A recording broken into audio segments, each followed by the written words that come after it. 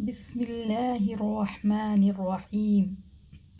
حضرت سلیمان علیہ السلام کے دور میں ایک شخص نے ایک خوبصورت پرندہ خریدا۔ وہ جب چہچہاتا تو نہایت دل فریب اور خوش مزاج آواز سے وہ شخص بہت مسرور ہوتا، گویا اس پرندے کی آواز بہت ہی سریلی اور پیاری تھی۔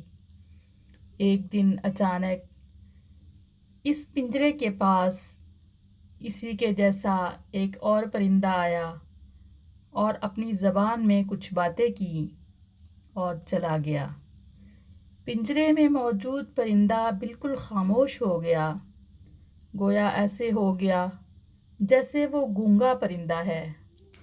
اس کے مالک نے 2-3 دن انتظار کیا مگر پرندہ بالکل خاموش۔ وہ شخص حضرت سلیمان علیہ السلام کی بارگاہ میں اس پرندے کو پنجرے سمیت لایا اور شکایت کی کہ یہ بہت مہنگا پرندہ خریدا تھا، اس کی آواز مجھے مسرور کرتی تھی، مگر اب نہ جانے کیا ہوا ہے کہ بولتا ہی نہیں۔ حضرت سلیمان علیہ السلام جو جانور، چرند پرند سب کی بولیاں جانتے تھے، نے اس پرندے سے پوچھا، کیا وجہ ہے جو تم خاموش ہو گئے ہو؟ وہ پرندہ عرض گزار ہوا، اے اللہ کے برحق نبی، یہ شخص سمجھتا ہے کہ میں خوش ہو کر چہچہاتا ہوں، مگر حقیقت یہ ہے کہ میں دیگر آزاد پرندوں کو دیکھ کر روتا ہوں کہ اے کاش میں بھی آزاد ہوتا تو کتنا اچھا ہوتا، مگر یہ میری زبان نہیں سمجھتا تو یہ خیال کرتا ہے جیسے میں بہت خوشی سے گنگنا رہا ہوں۔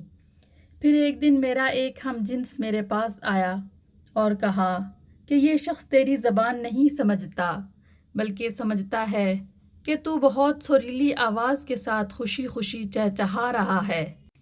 اگر تم اس کی قید سے آزاد ہونا چاہتے ہو تو رونا چھوڑ دو، بولنا فریاد کرنا بھی چھوڑ دو کہ اس پر تمہارے الفاظ اثر ہی نہیں کرتے کیونکہ یہ تمہارے درد کو سمجھتا ہی نہیں۔ بس پھر کیا تھا، میں تب سے خاموش ہو کر صبر کر رہا ہوں۔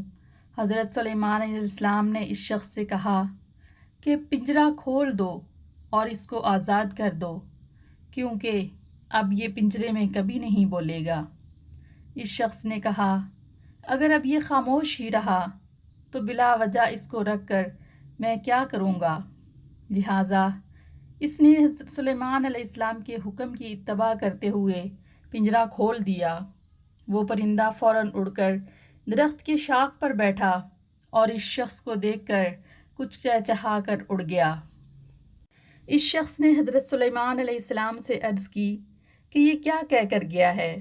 آپ علیہ السلام نے فرمایا کہ اس نے کہا ہے کہ اگر تو بھی اپنے غموں اور مصائب سے آزاد ہونا چاہتا ہے تو خاموش ہو جا اور صبر کر، کسی سے کوئی شکایت نہ کر تو تجھے بھی ایک دن سارے غموں سے نجات مل جائے گی۔